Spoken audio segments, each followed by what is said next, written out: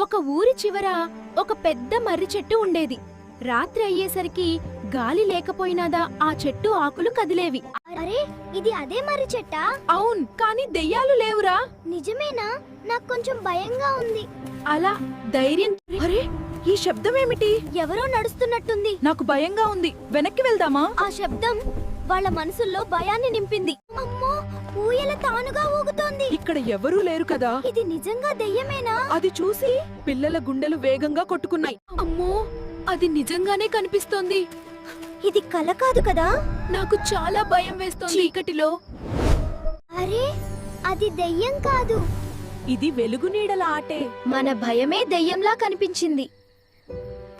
పిల్లలు, చీకటిలో మన భయమే దెయ్యంలా కనిపిస్తుంది. నిజం తెలిసినప్పుడు దానికి శక్తి ఉండదు. అంటే మేమే భయానికి ధైర్యం ఎదురైతే అది మాయమైపోతుంది. చీకటిలో కాదు పిల్లలు, మన మనసులోనే భయం ఉంటుందేదు. ఇప్పుడు